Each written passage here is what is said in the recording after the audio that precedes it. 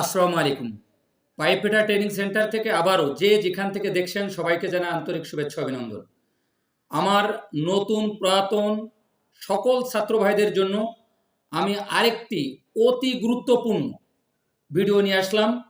পাইপলাইনের কাজ করতে হলে অবশ্যই আপনাকে আইজোমেট্রিক ড্রয়িংয়ের উপর 100% ধারণা থাকতে হবে। তা না হলে আপনি পাইপ ফিটার, ফেব্রিকেটর, ফোরম্যান বা সুপারভাইজারে কাজ করতে পারবেন না। তো আজকে আমি প্রথম যে ভিডিওটি ড্রয়িংয়ের উপর থেকে নিয়েছি সেটা হচ্ছে কি, আমি এই একটি ড্রয়িং দেখার মাধ্যমে আপনি ড্রয়িংয়ের A to Z আমি ইনশাল্লাহ আপনার কাছে দিয়ে দেব। তো আসলে আমরা ড্রয়িং চিনব, আসলে ড্রয়িংয়ের কোথায় কি আছে, এটা কিভাবে দেখতে হয় এবং এর টোটাল বিষয়বস্তুটা আমরা দেখব ইনশাল্লাহ। তো আমি এভাবে কিছু পার্ট বাই পার্ট আপনাদের দিয়ে দেবো ইনশাল্লাহ। আপনি কয়েকটি ড্রয়িং দেখার পরে আপনার আর কোথাও যাওয়া লাগবে না, আপনি নিজেই ড্রয়িং পারবেন ইনশাল্লাহ। তো চলুন সর্বপ্রথম আমরা স্টার্ট করি। দেখুন আমাদের এই যে ড্রয়িংটা আছে, আসলে আমাদের সর্বপ্রথম দরকার হচ্ছে ড্রয়িং নাম্বার।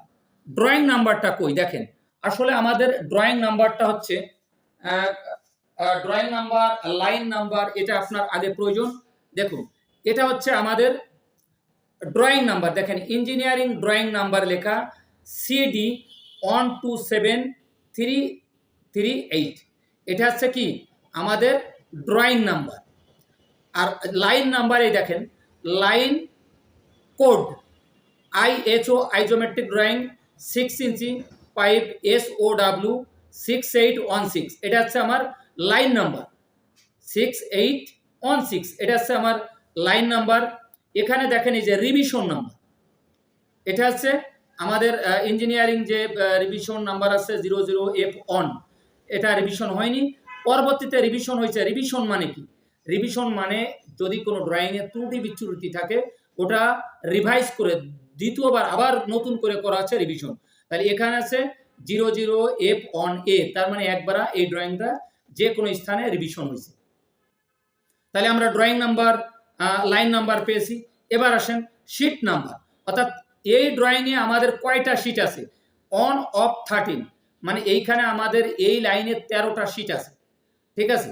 এই 13টার 1 নম্বর শিট হচ্ছে যে অন অফ 13, মানে এটা 1 নম্বর ড্রয়িং। যদি এখানে থাকতো 13 অফ 13, তাহলে এটি হতো আমাদের 13 নম্বর ড্রয়িং। আবার যদি এখানে থাকতো 5 অফ 13, তাহলে এটা থাকতো আমাদের আপনার 5 নম্বর ড্রয়িং। এবার আসেন এই যে দেখেন P&ID নাম্বার, এই যে দেখেন P&ID নাম্বার, এই যে CA0746870001, এটা হচ্ছে আমাদের P&ID নাম্বার। তো এইখানে যে আছে এটাও আমাদের লাইন নাম্বার, এটা আছে প্লান্ট এ নাম্বার। আমাদের এই যে প্রথমে A99 আছে প্লান্ট নাম্বার, যে প্লান্ট আপনি এই আইজোমেট্রিক ড্রয়িং তার নাম্বার। আর আচ্ছা আছে এই যে দেখছেন এই যে সিলটা দেখছেন সিনোপ্যাক, এটা চাইনিজ কোম্পানি, মাস্টার কপি এটা আর কি। তো P&ID নাম্বার, তাহলে আমরা drawing number, line number, sheet number, revision, P&ID নাম্বারটা শিখলাম।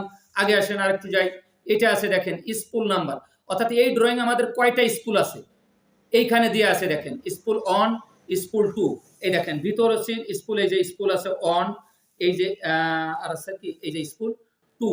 তার মানে আমাদের এই টোটাল এই ড্রয়িংটায় কয়টা স্পুল আছে। যদি আপনাকে বলে এখানে কয়টা স্পুল আছে, আপনি যদি ওখানে না গুনতে পারেন, আপনি দেখেন স্পুল কোড এইখানে সব 2টা স্পুল নাম্বারই দিয়ে আছে, যে ঠিক আছে, আপনি এটা দেখেও বলতে পারেন।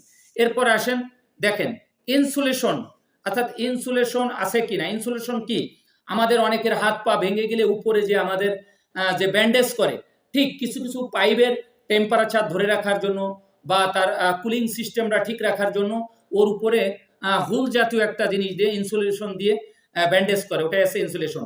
এই যে টাইপ ইনসুলেশন, ইনসুলেশন টাইপ মানে এর কোন টাইপের ইনসুলেশন হবে। তো এটা এখানে আছে পি দেশে পার্সোনাল প্রোটেকশন, মানে এখানে কোনো ইনসুলেশন নাই।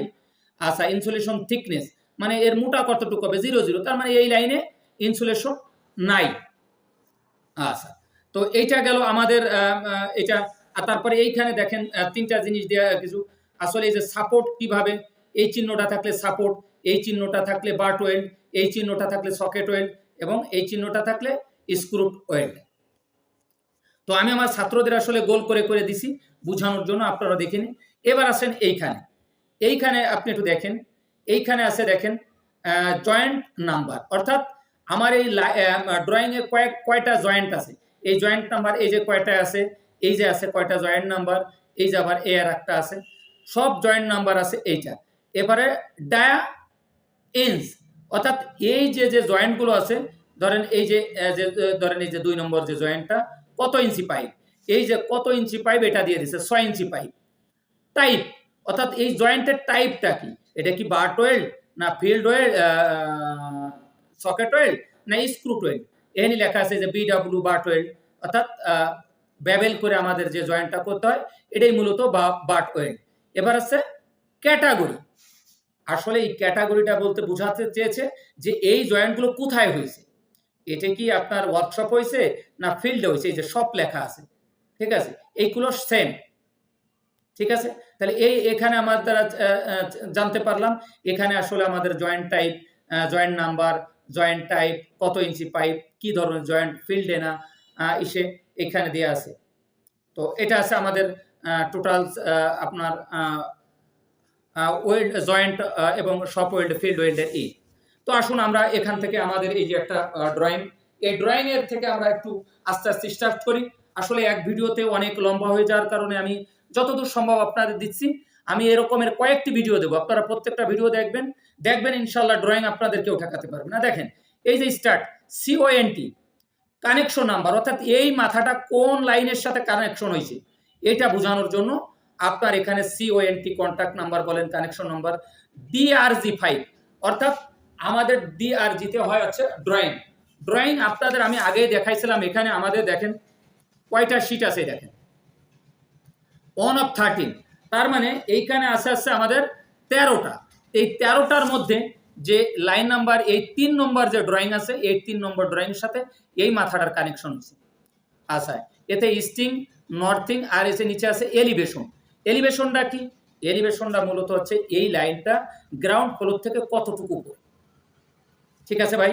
এটা আছে আপনার পার্ট নাম্বার, অর্থাৎ এই যে ফ্লান্স, এই পার্ট নাম্বারটা দেখেন, এই যে পার্ট নাম্বার দেওয়া আছে, অর্থাৎ ফ্লান্স, এই যে আমাদের পার্ট নাম্বার বলতে আমাদের এই যে ফেব্রিকেশন ম্যাটেরিয়ালস আছে, দেখেন এই যে ফেব্রিকেশন ম্যাটেরিয়ালস, এই যে টোটাল ডিটেলস আমাদের এই যেখানে দেওয়া আছে সব এখানে আছে। এই সমস্ত পার্ট নাম্বার, কয়টা এলবো লাগবে, কয়টা টি লাগবে, কতটুকু পাইপ লাগবে, সমস্ত কিছু এখানে, ঠিক আছে। তো এই হচ্ছে দেখেন, তো গেল। এটা আছে এটা সব জয়েন্টের চিহ্ন, দেখেন এটা আছে 8 নম্বর একটা চিহ্ন। এখানে আমরা দেখছিলাম ফ্লান্সের যে পার্ট নাম্বার, এটা 7 নাম্বার। এই দেখেন এই যে 7 নাম্বার পড়লে আপনি এই যে 7 নাম্বার দেখেন, এই যে NPS 6 ইঞ্চের থিকনেস, এই যে এটো WN ফ্লান্স, অর্থাৎ একটা ওয়েল্ড নেক ফ্লান্স আছে। আর এটা আছে আমি পরবর্তী ভিডিওতে আরও ডিটেলস ভাবে কিভাবে পড়তে হবে সব দিয়ে দেবো ইনশাল্লাহ। তো আজকে আমরা একটু বেসিক্যালি দেখে যাচ্ছি। এটা আছে কাট পিস, এই দেখেন এই চিহ্নটাকে বলে কাট পিস। এটা আছে পাইপের পার্ট নাম্বার, ঠিক আছে। আচ্ছা, এইগুলো হচ্ছে আপনার লেন্থ কতটুক শর্ট পিস হবে, এটা ফ্লান্সের দূরত্ব কতটুক, এই যে দেখেন একটা ফ্লান্স কতটুক ছাড়তে হবে, এখানে সে কতটুক পাইপ লাগবে, এগুলো দিয়ে আছে। এটা আছে অ্যারো, আসলে অ্যারো আমরা অ্যারোকে বলবো কি ফলো ডাইরেকশন। আপনি সঠিকভাবে যদি উচ্চারণ করেন একেবারে ফলো ডাইরেকশন, অর্থাৎ পাইপের ভিতরে যে ফ্লোগুলো যাচ্ছে এটা কোন দিকে যাচ্ছে এটা তার ডাইরেকশন।